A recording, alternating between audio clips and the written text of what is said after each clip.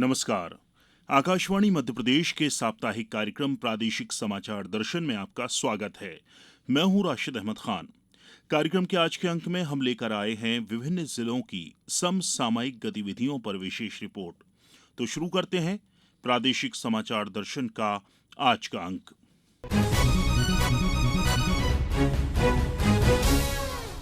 पूरे प्रदेश के साथ ही दमोह जिले में भी लोकसभा निर्वाचन की तैयारियां तेज हो गई हैं। और जानकारी दे रहे हैं हमारे संवाददाता अनिल जैन।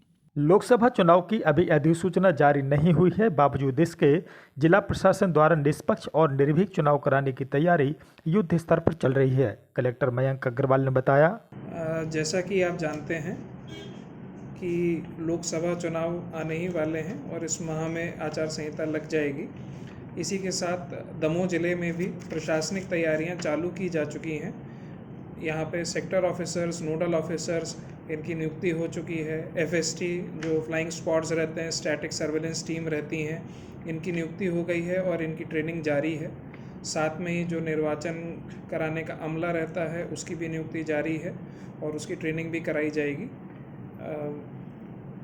इस चुनाव में पिछले विधानसभा चुनाव में दमोह जिले में लगभग 4% का वोटर टर्नआउट इंक्रीज़ हुआ था और 73% से 77% हुआ था।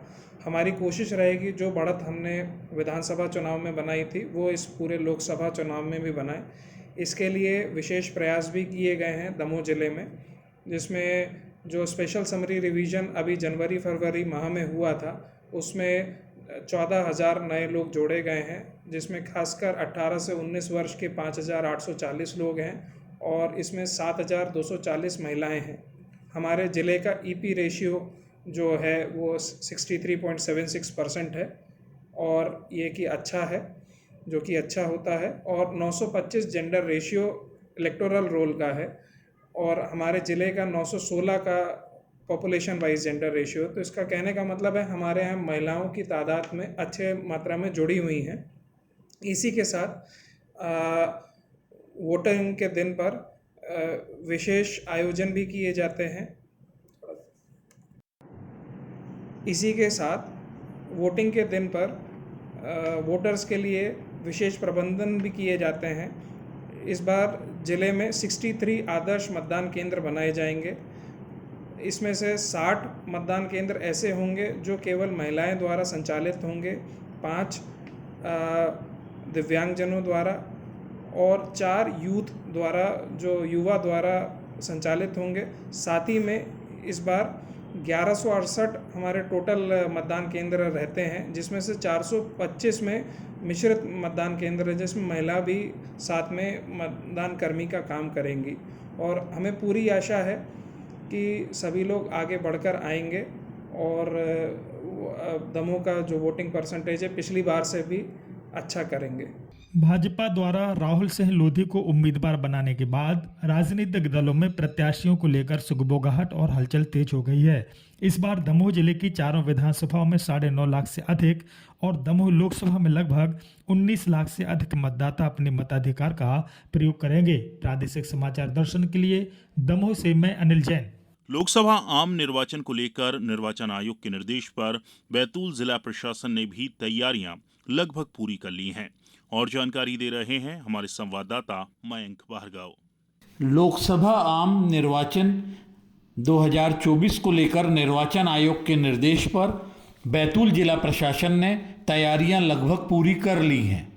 चुनाव कार्यक्रम घोषित होते ही आदर्श आचार संहिता प्रभावित हो जाएगी। बैतूल संसदीय क्षेत्र में 8 विधानसभा क्षेत्रों में 2,355 मतदान केंद्रों पर 18,86,155 मतदाता अपने मताधिकार का प्रयोग करेंगे, जिनमें 9,62,256 पुरुष, 9,23,862 महिलाएं एवं 37 अन्य मतदाता शामिल हैं। आम निर्वाचन 2024 को लेकर राजनीतिक दलों में भी सरगर्मियां तेज हो गई हैं। भाजपा ने तो बैतूल संसदीय क्षेत्र के लिए वर्तमान सांसद डीडी उइके को ही अपना प्रत्याशी घोषित किया है। वहीं आगामी सप्ताह में कांग्रेस द्वारा प्रत्याशी घोषित किए जाने की संभावना है।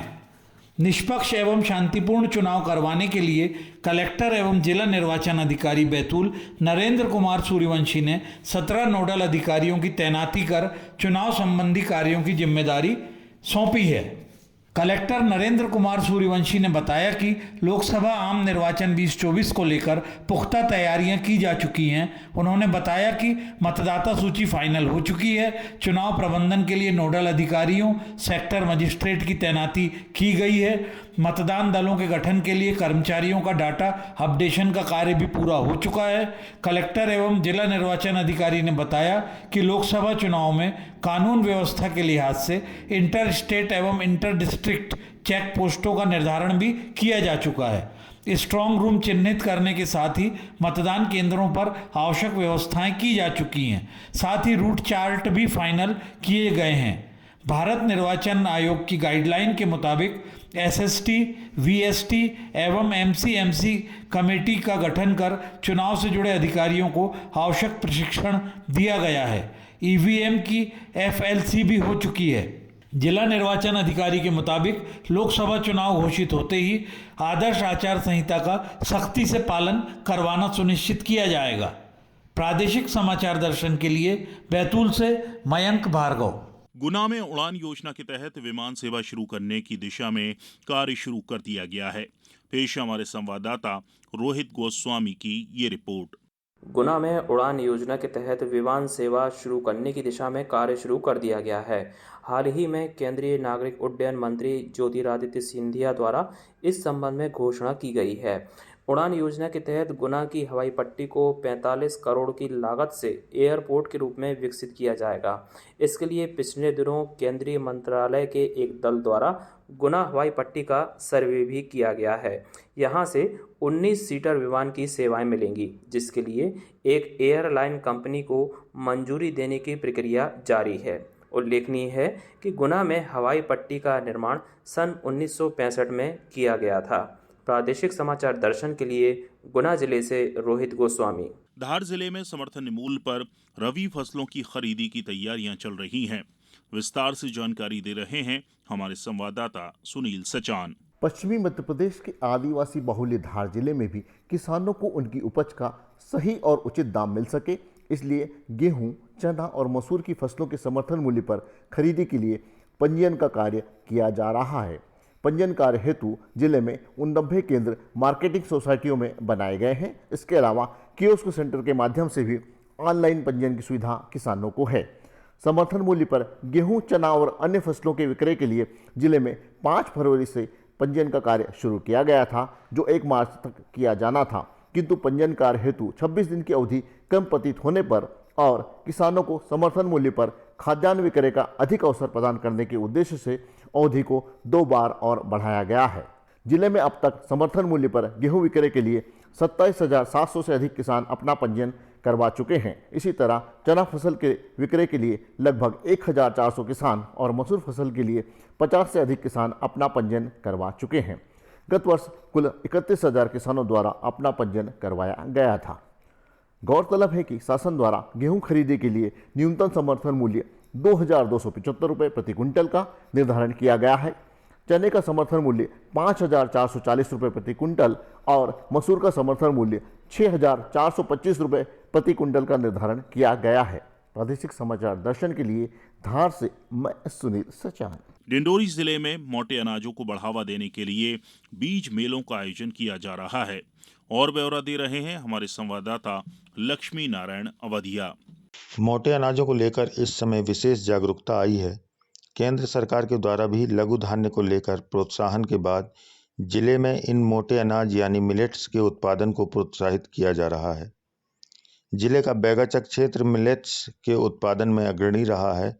अब इन मोटे अनाजों को बढ़ावा देने के लिए बीज मेलों का आयोजन किया जा रहा है, जिसके बाद कई ऐसी किस्म जो विलुप्त होने लगी थीं उनका संरक्षण हो रहा है। बीज मेलों के आयोजन में कृषि विज्ञान केंद्र, कृषि विभाग और स्वयंसेवी संस्थाओं के प्रतिनिधियों की मुख्य भूमिका होती है। इन मेलों में बीजों का महत्व बताया जाता है, साथ ही बीजों का वितरण किया जाता है ताकि इनका उत्पादन हो सके। मिलेट मेले के साथ ही जिले में बीज बैंक बनाने वालों को भी प्रोत्साहित किया जा रहा है। गणतंत्र दिवस की झांकी में मिलेट्स की इन लहरी बाई को पूरा देश देख चुका है। जिले में बड़ी संख्या में महिलाएं बीज बैंक बनाने सामने आ रही हैं। अब जिले में इन मिलेट्स से बने उत्पादों की ब्रांडिंग भी होने लगी है। आंगनवाड़ी में जहां पोषण आहार के रूप में इनका उपयोग किया जा रहा है, वहीं तरह तरह के व्यंजन भी बनाए जा रहे हैं। मिलेट्स को लेकर अब क्षेत्र में जागरूकता देखी जा रही है। प्रादेशिक समाचार दर्शन के लिए डिंडौरी से लक्ष्मी नारायण वधिया। स्वच्छ सर्वेक्षण 2023 में देवास शहर को एक और उपलब्धि हासिल हुई है। भारत सरकार के आवासन एवं शहरी कार्य मंत्रालय द्वारा आयोजित सिटी ब्यूटी कंपटीशन में देवास शहर को ब्यूटीफुल ग्रीन स्पेस श्रेणी में प्रदेश में प्रथम रैंक प्राप्त हुई है। पिछले दिनों भोपाल में मुख्यमंत्री मोहन यादव ने स्वच्छता प्रेरणा समारोह में देवास नगर निगम को यह सम्मान प्रदान किया। हमारे संवाददाता नितिन कुमार गुप्ता ने इस संबंध में नगर निगम आयुक्त रजनीश कसेरा से बात की। स्वच्छ भारत मिशन के अंतर्गत देवास नगर निगम को राज्य स्तरीय बेस्ट ग्रीन स्पेस के लिए पुरस्कृत किया गया है, प्रथम स्थान के लिए। अब ये प्रथम स्थान हमारा फर्स्ट स्टेज में जो भी सभी राज्य स्तरीय के लिए हुआ है, सभी राज्यों के लिए हुआ है। इसके आगे सभी राज्यों के जो बेस्ट जो है ग्रीन स्पेस है, उसका मूल्यांकन सेंट्रल लेवल पे किया जाएगा और सेंट्रल लेवल के मूल्यांकन करने के पश्चात में सेंट्रल लेवल पे भी एक पुरस्कार नामांकित किया जाएगा जो बेस्ट ग्रीन स्पेस के लिए होगा। हम प्रयास करेंगे, हम आशा करेंगे कि देवास नगर निगम का जो बेस्ट ग्रीन स्पेस है वो देश में भी प्रथम स्थान पर आए। बेस्ट ग्रीन स्पेस के लिए हमने देवास में काफ़ी प्रयास किए गए थे, जिसके अंदर हमारे जो ग्रीन बेल्ट्स थे, ग्रीन बेल्ट्स पे हमने स्पोर्ट्स पार्क, कंस्ट्रक्शन पार्क और दूसरे हमें फॉरेस्ट सिटी, ये सारे पार्क्स हम लोगों ने विकसित किए हैं। और हम लोगों ने इसको विकसित करने के साथ में इनके संधारण का काम, मतलब मेंटेनेंस का काम भी हमने साथ साथ में किया, जिससे कि हमारे यहाँ पर जो एयर पॉल्यूशन का जो वैल्यू था वो कम हुआ और एयर जो है आपका शुद्धता के साथ में हमें मिली है, जिसके लिए हमें पहले भी पुरस्कृत किया जा चुका है। सिवनी जिले में आयोजित की जा रही जन सुनवाई से आम लोगों को किस तरह राहत मिल रही है, बता रहे हैं हमारे संवाददाता फिरोज पंडित। प्रदेशवासियों की समस्याओं को हल करने, समयावधि में शिकायतों का निराकरण करने, आवेदनों पर पात्र व्यक्तियों को लाभ दिलाने के लिए मध्य प्रदेश के सभी जिलों में शुरू हुई जन सुनवाई कार्यक्रम से सिवनी की जनता को काफ़ी लाभ प्राप्त हो रहा है। प्रत्येक मंगलवार को जिला मुख्यालय में जिला कलेक्टर या उनके प्रभारी के द्वारा जन सुनवाई कार्यक्रम आयोजित किया जाता है, जिसमें लोग अपनी समस्याएं और मांगे लेकर जाते हैं, जिन्हें संज्ञान में लेकर तत्काल निराकरण करने के प्रयास किए जाते हैं। हर जन सुनवाई में लगभग 150 से अधिक आवेदन आते हैं, जिन्हें जिला कलेक्टर द्वारा संबंधित विभागों के अधिकारियों को तुरंत निराकरण करने के निर्देश दिए गए। गौरतलब है कि जन सुनवाई में गरीबी रेखा में नाम जोड़ने, भूमि या मकान से अवैध कब्जा हटाने, फसल क्षति का मुआवजा, मजदूरी भुगतान, पेयजल समस्या, आवास, इलाज हेतु आर्थिक सहायता, दहेज प्रताड़ना, घरेलू हिंसा सहित अन्य समस्याओं पर आवेदन आते हैं। प्रादेशिक समाचार दर्शन के लिए सिवनी से मैं फिरोज पंडित। कार्यक्रम के इस अंक में इतना ही। अगले हफ्ते फिर मुलाकात होगी। नमस्कार।